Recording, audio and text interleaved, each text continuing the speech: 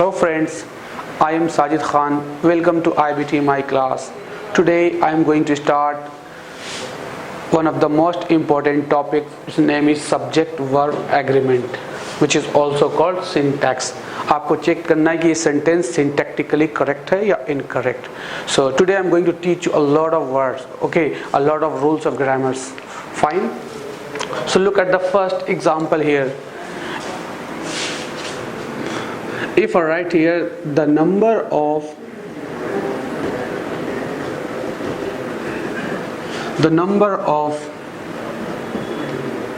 players have arrived in Delhi. आप जरा देखो इस सेंटेंस को, ये सेंटेंस सही है या गलत है, इसमें कौन से रूल अप्लाई होंगे. Look at this word, the number of. Okay, if I write here a number of players have arrived in Delhi. Now the next sentence is a small number of players have arrived in Delhi. Look at these three sentences. इस sentence में the number of players, okay, यहाँ पे जो आप इस word को देखो, ये वर्ड जो है ये प्लूरल काउंटेबल नाउन है. Plural countable noun. इसके बाद हमेशा हमें सिंगुलर वर्ब का प्रयोग करना है. According to this one, here the word is the number. The number के साथ हम सिंगुलर वर्ब प्रयोग करते हैं, मीन्स हैज़ का प्रयोग करना है हमें. The number of players has arrived in Delhi. Whereas अगर इस सेंटेंस को आप देखो, a number of players. Look at these sentences. The first one is the number, whereas the second one is a number. A number of players के साथ, here the players is plural countable noun. Okay, इसके साथ हम plural verb का प्रयोग करते हैं because of this word. Okay, and the third sentence is a small number. Okay, इसके बाद हमें प्लूरल काउंटेबल नाउन का प्रयोग करना है और प्लूरल वर्ब का प्रयोग करना है. इसी तरह से कुछ और एग्जांपल्स हैं. A great number of players have arrived in Delhi.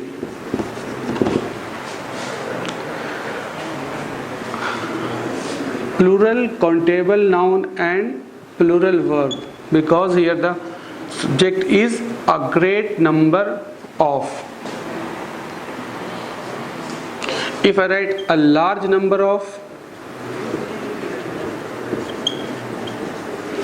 then we have to write plural countable noun, and then we have to write here plural verb once again, in Delhi. देखिए, आपको याद क्या रखना है कि the number के साथ हमेशा हमें प्लूरल काउंटेबल नाउन का प्रयोग करना है और सिंगुलर वर्ब का. अगर अ नंबर का प्रयोग किया गया हो, अ नंबर ऑफ, इसके बाद हमेशा हमें प्लूरल काउंटेबल नाउन, देखो सभी के साथ प्लूरल काउंटेबल नाउन का प्रयोग करना है. उसके बाद हमें सिर्फ द नंबर ऑफ के साथ सिंगुलर वर्ब का प्रयोग किया जाएगा और इसके बाद जितने भी रूल्स हैं सभी के साथ प्लूरल वर्ब का प्रयोग किया जाएगा. Got it? देखो अभी आपको मैंने इतने रूल सिखाए हैं, एक जैसे इसमें कन्फ्यूज़न होते हैं. ये क्वेश्चन एग्जाम में पूछा भी गया है. The number means definite number को शो कर रहा है, अ नंबर उसकी संख्या को शो कर रहा है, इसलिए हम इसके साथ प्लूरल वर्ब का प्रयोग किया और इसके साथ सिंगुलर वर्ब का. राइट, इसे याद. इसी तरह से मैं आपका कुछ और आपको मैं कुछ इंपॉर्टेंट रूल्स सिखाता हूँ. Okay,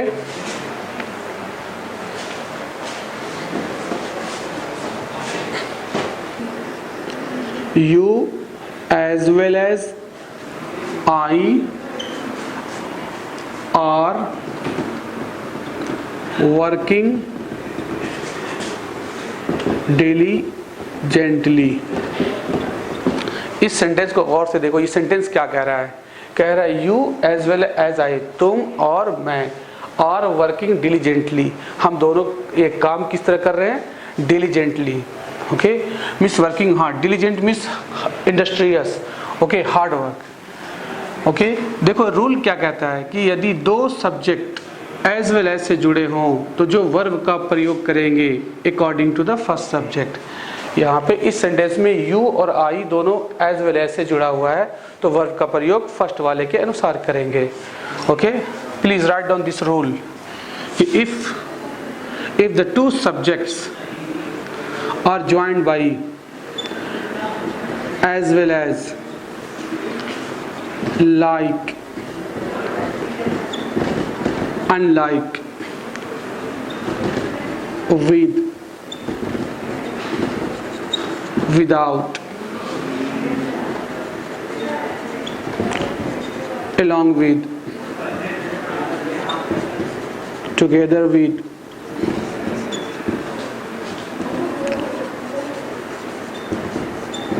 in addition to, besides, like,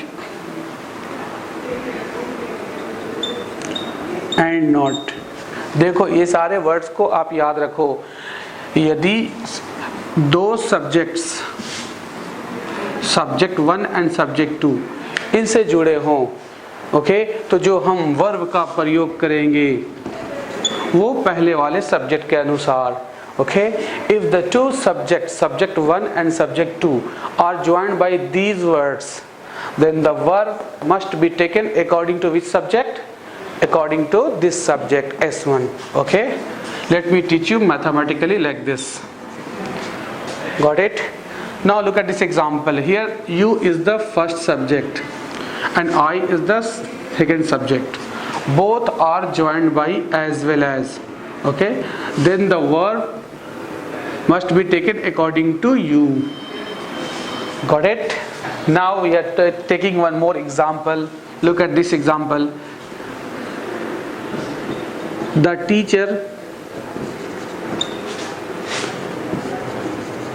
along with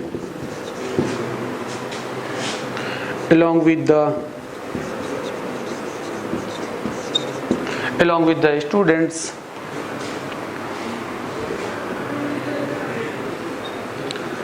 have done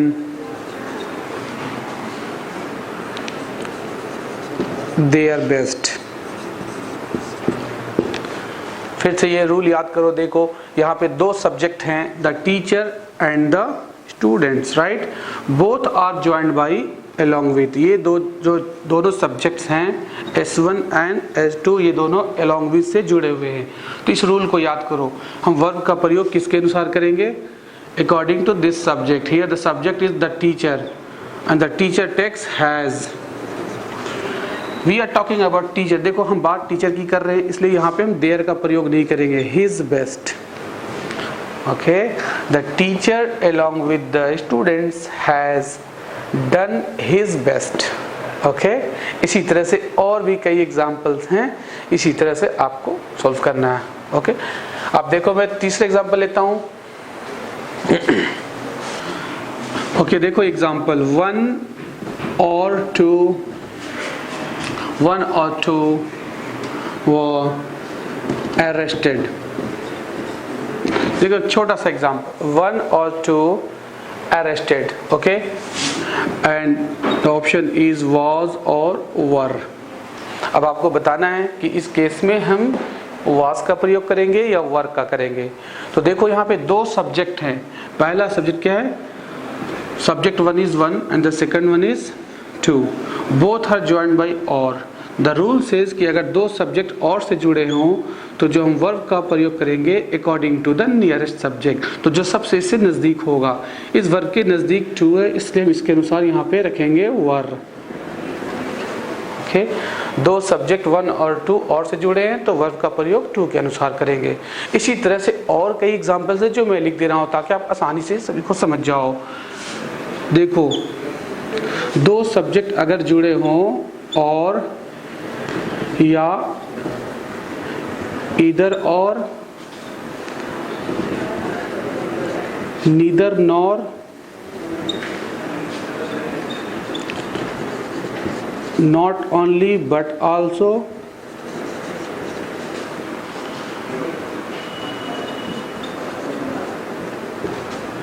whether or,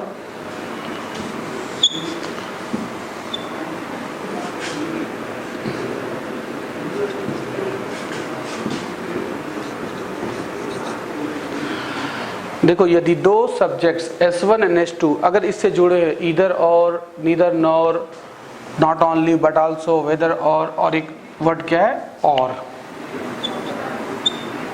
तो जो हम वर्ब का प्रयोग करेंगे according to this subject. Okay, देखो यहाँ पे एग्जांपल देखो, neither you nor I am happy here.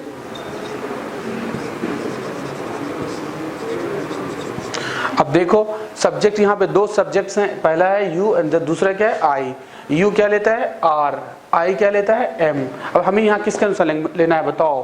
तो दो सब्जेक्ट जो है नीदर नॉर से जुड़े हुए हैं, तो रूल क्या कहता है कि हमें according to the nearest subject is I and I next M.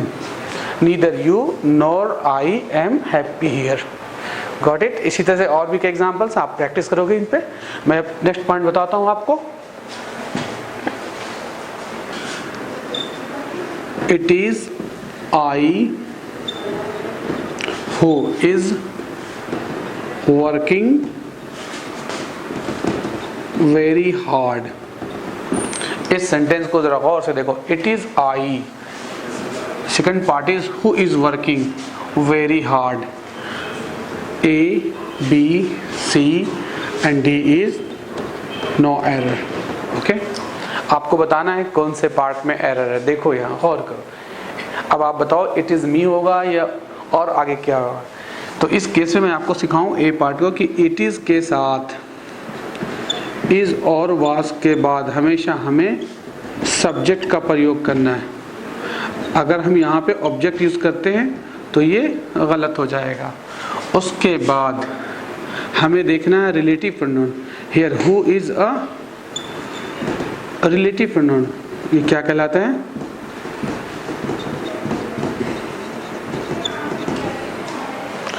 तो देखो एक रूल याद रखो, जब कभी हम रिलेटिव प्रोनाउन का प्रयोग करें तो उसके पहले हम उसके एंटीसीडेंट को देखते हैं। हु से पहले हमें क्या देखना होगा? रिलेटिव प्रोनाउन का ये देखो यूज जब कभी हम यूज करें तो इसके पहले एक एंटीसीडेंट आता है। एंटीसीडेंट का मीनिंग क्या होता है? Just come before. ठीक, इससे जो पहले आए उसके अनुसार फिर हम आगे वर्ब का प्रयोग करेंगे। तो देखो यहाँ पे इट इज आई, चूंकि इट इज के केस में हमेशा हमें किसका प्रयोग करना है? ये पार्ट तो सही है, इट इज आई। आगे देखो हु जो है ये रिलेटिव प्रोनाउन है। रिलेटिव प्रोनाउन से जस्ट हमें क्या देखना है? एंटीसीडेंट को। देखो इसका एंटीसीडेंट क्या है? आई। आई के अनुसार हम वर्ब का प्रयोग करेंगे तो आई क्या लेता है बताओ? Am. It is I who am working very hard. अब देखो ये सेंटेंस सही हो गया। इफ आई से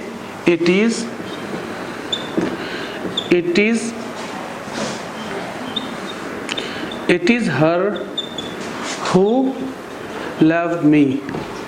अब आप बताओ ये सेंटेंस सही है या गलत है? It is her who love me. तो फिर से देखो, once again I would like to remind you कि here who is relative pronoun, right. इसका एंटीसीडेंट देखो, एंटीसीडेंट देखो ऑब्जेक्ट है जो कि हमें क्या लिखना था? सब्जेक्ट। इट इज के साथ हमेशा सब्जेक्ट का प्रयोग करना है। उसके बाद रिलेटिव प्रोनाउन और जो वर्ब का प्रयोग करेंगे वो सब्जेक्ट के अनुसार। तो she take loves. Now this is a right sentence.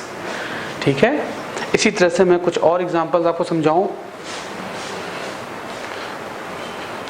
देखो, Ram is one of those boys who is defiant to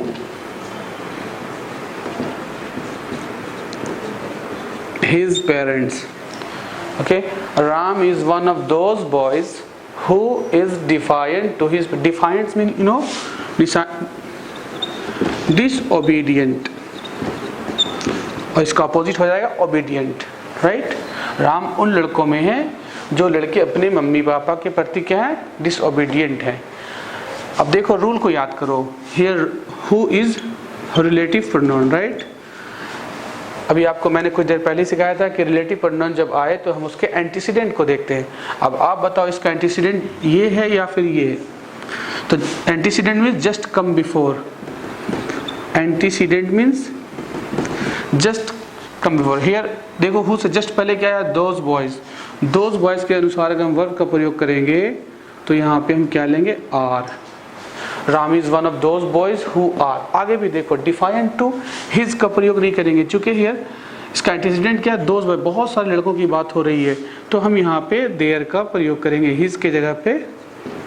तो सही सेंटेंस क्या होगा, Ram is one of those boys who are defiant to their parents. ठीक है,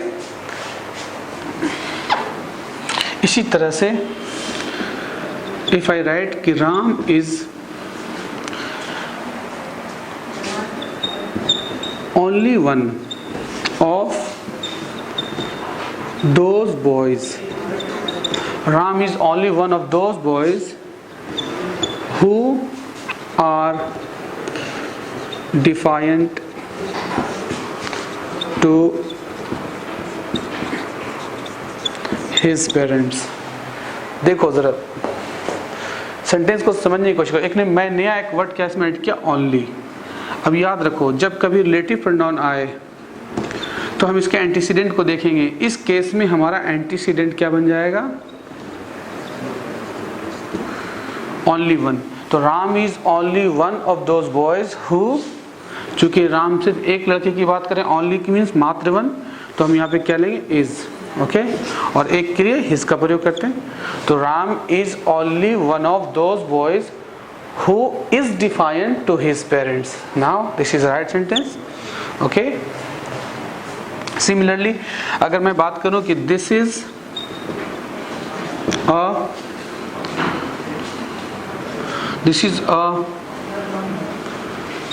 group of words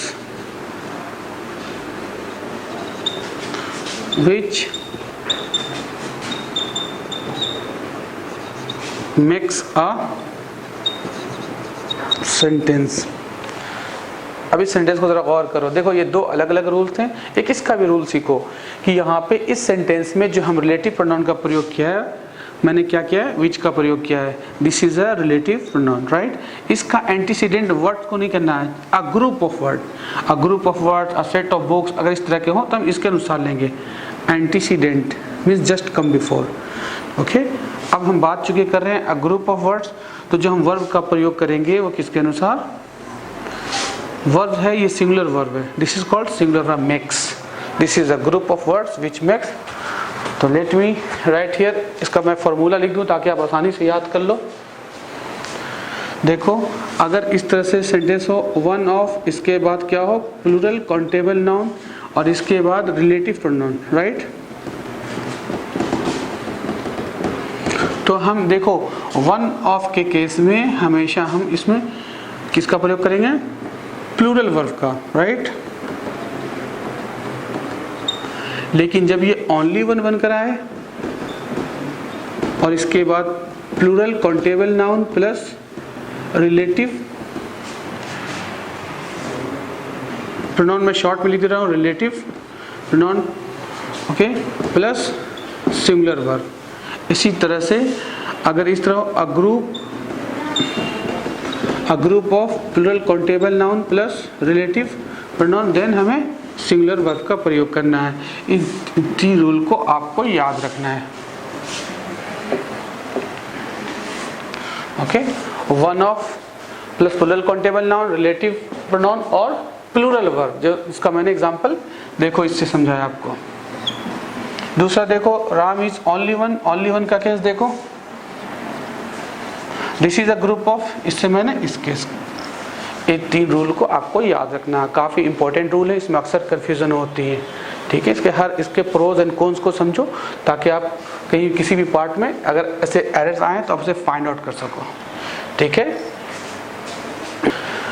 देखो आज आपको मैंने काफ़ी रूल सिखाए, इंपॉर्टेंट रूल सिखाए हैं। देखो जिसमें आज आपने क्या सीखा, as well as, together with, along with, like, unlike, इससे अगर 2 सब्जेक्ट जुड़े हों तो किसके अनुसार आपने सीखा। इसके बाद फिर मैंने दूसरा पॉइंट क्या सिखाया आपको बताओ, इधर और का केस सिखाया, इधर और, नीदर नॉर, और नॉट ओनली बट आल्सो से अगर 2 सब्जेक्ट जुड़े हों तो according to the nearest subject हम वर्ब का प्रयोग करते हैं। फिर मैंने आपको सिखाया a number of, the number of, a great number of, a large number of, a small number of, right. आपने इसका भी यूज़ सीखा। फिर आपको मैंने कुछ आपको सिखाने की कोशिश किया रिलेटिव प्रोनाउन का यूज़, कि रिलेटिव प्रोनाउन कैसे यूज़ करते हैं, जिसमें अक्सर गलतियां होती हैं। जो मैंने सिखाया था आपको क्या, it is I who is, it is I who is very honest. अब देखो यहाँ पे हमें क्या सिखाया आपको कि हम आई के अनुसार लेते हैं। इस तरह से मैंने आपको काफ़ी इंपॉर्टेंट रूल सिखाए हैं, ठीक है। और भी काफ़ी इंपॉर्टेंट रूल बचे हुए जो मैं आपको अगली क्लास में डिटेल से समझाऊंगा। तब तक के लिए मिलते हैं, ओके बाय।